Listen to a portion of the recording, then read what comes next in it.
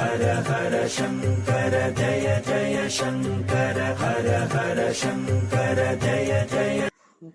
வீட்டில் நெல்லி மரம் இருந்தால் லக்ஷ்மி கடாட்சம் பெருகும். விஷ்ணுவின் அம்சமாக நெல்லி மரம் திகழ்வதால் நெல்லி மரத்தில் மகாலட்சுமி வாசம் செய்கிறாள். நெல்லிக்கனிக்கு ஹரிபலம் என்று பெயரும் உண்டு. லக்ஷ்மி குபேரருக்கு உரிய மரமாகவும் திகழ்கிறது.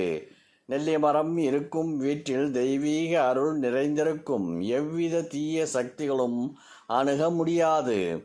நாள்தோறும் துளசி மாடத்திற்கு விளக்கேற்றி 3 முறை வலம் வர வேண்டும். இல்லந்தோறும் காலை வேளைகளில் வெங்கடேச சுப்பிரபாதமும் மாலை வேளைகளில் விஷ்ணு சஹஸ்ரநாமமும் ஒலிப்பது அவசியம். இந்த வீடுகளில் செல்வ செழிப்பு தானாகவே வந்துவிடும். பசுக்களுக்கு ஒரு பழம் வாங்கி கொடுத்தாலே கோடி புண்ணியம் தேடி வரும் என்னும்போது அவற்றுக்கு தீவனங்கள் வாங்கி வந்து போஷித்தால் பசுக்களிடம் குபேரன் குடிகொண்டிருக்கின்றான். கோமாதா பூஜை குபேர பூஜை சமம். சங்கு, நெல்லிக்காய், பசு சாணம், கோஜலம், தாமரை பூக்கள், சுத்தமான ஆடைகள் வீட்டில் இருப்பது சுபம்.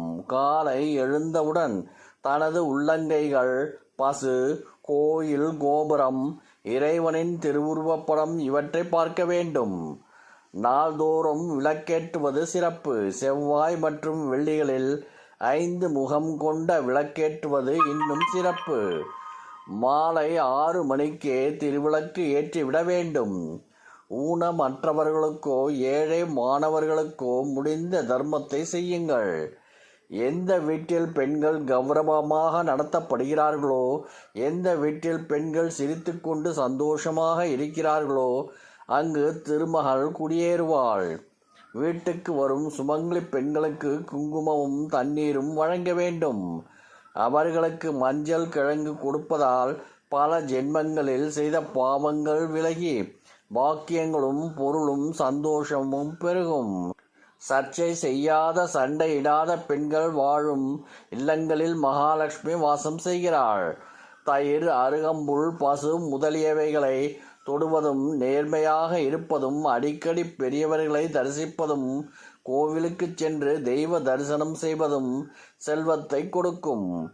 குழந்தைகளிடம், வயதானவர்களிடமும் நோயாளிகளிடமும் கோபத்தை காட்டக்கூடாது. கேட்பதற்கு இனிமையான நல்ல சொற்களை உபயோகிப்பவர்களுக்கு எல்லா நன்மைகளும் வந்தடையும். இரக்க குணம் உடையவர்களுக்கு தெய்வம் உதவி புரியும். அன்பு உள்ளம் கொண்டவர்க்கு உலகம் தலைவணங்கும்.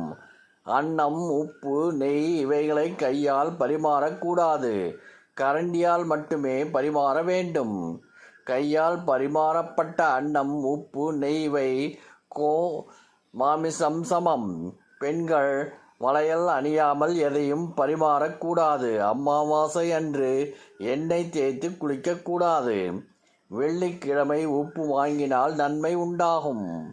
வீட்டில் தூசி, ஒட்டடை சேரவிடக்கூடாது. அடைசல்கள் இன்றி சுத்தமாக இருப்பது அவசியம். பகலில் குப்பையை வீட்டில் எந்த மூலையிலும் குவித்து வைக்கக்கூடாது. விளக்கு ஏற்றிய பிறகு பால், தயிர், உப்பு, ஊசி இவற்றை பிறருக்கு கொடுக்கக்கூடாது. கோலமிட்ட வீட்டில் திருமகள் தங்குவாள். வீட்டு வாசலில் கோலம் இடுவது அவசியம். பிளாட்டுகளில் வசிப்பவர்கள் தங்கள் மெயின் டோர் வாசலில் கோலம் வரையலாம். ஒருவருக்கு பணம் கொடுக்க வேண்டும் என்றால் வாசற்படியில் நின்று கொடுக்கக்கூடாது. கொடுப்பவரும் வாங்குபவரும் வாசல் படிக்கு உள்ளே இருந்து வாங்க வேண்டும் அல்லது கீழே இறங்கி வாங்க வேண்டும். உப்பை தரையில் சிந்தக்கூடாது. அரிசியை கழுவும் போது தரையில் சிந்தக்கூடாது. வாசல்படி உரல், ஆட்டுக்கள், அம்மி இவைகளில் உட்காரக்கூடாது. வெற்றிலை, வாழை இலை இவைகளை வாட விடக்கூடாது. வெற்றிலையை தரையில் வைக்கக்கூடாது. அக்னியை வாயால் ஊதி எழுப்பவோ அணைக்கவோ கூடாது. நகத்தை கிள்ளி வீட்டில் போட்டால் தரித்திரம் உண்டாகும். பெண்கள் தலைவிரி கோலத்துடன் காட்சி அளிப்பது கூடாது. சாம்பிராணி உள்ளிட்ட நறுமண பொருட்களை அடிக்கடி வீட்டில் உபயோகிக்க வேண்டும். ஈரத்துணி அணிந்து பூஜை செய்யக்கூடாது. தங்கம் எனப்படும் சொர்ணம் மகாலட்சுமியின் அம்சம் என்பதால் இதை இடுப்புக்கு கீழே பெண்கள் அணியக்கூடாது. தைரியமாக ஒருவன் தர்மம் செய்தால் துணிவாக லக்ஷ்மி அருளை அவன் மீது சொரிந்து விடுகின்றாள். அதிகாலை 4 மணி முதல் 5 மணி வரை பிரம்ம முகூர்த்தம் என்று பெயர். அப்போது விழித்துக்கொண்டு படுக்கை விட்டு எழுந்திருக்க வேண்டும். முதலில் சிரமமாக இருந்தாலும் இப்படி பழகிவிட்டால் பிறகு பழக்கமாகிவிடும். இப்படி செய்வது ஆரோக்கியம், நீண்ட ஆயுள் முதலியவற்றை கொடுக்கும். இந்த நேரத்தில் தேவர்களும் முன்னோர்களும் நம் வீட்டை நோக்கி வருவார்கள். அப்போது விழித்திருந்து மனதால் அவர்களை வழிபட்டால் அவர்களை கௌரவித்து வரவேற்பதாகும். அவர்கள் சந்தோஷப்பட்டு நன்மை செய்வார்கள். நெருப்பும் தண்ணீரும் சிக்கனமாக உபயோகிப்பவர்களுக்கு எப்போதும் லட்சுமி கடாட்சம் உண்டு. அன்றாடம் ஒரு வேளைக்கு ஒரு பிடி அரிசியை ஒரு பெரிய பாத்திரத்தில் கடவுளுக்கு அன்னதானம் என்று போட்டால் லக்ஷ்மி கடாட்சம் உண்டாகும். லக்ஷ்மி வீட்டில் வாசம் செய்வாள். நம் பெரியோர்கள் எப்போதும் வீட்டில் சிரிப்பும் ஆனந்தமும் பெருக வேண்டும் என்று வலியுறுத்தி வந்தார்கள்.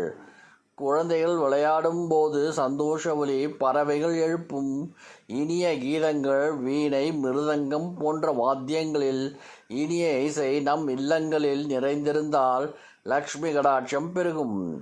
இதையெல்லாம் செய்தால் இருக்கிற செல்வம் தங்கும். லக்ஷ்மி தேவி நம் இல்லம் தேடி வருவாள். ஹர ஹர சங்கர ஜய ஜய சங்கர, ஹர ஹர சங்கர ஜய ஜய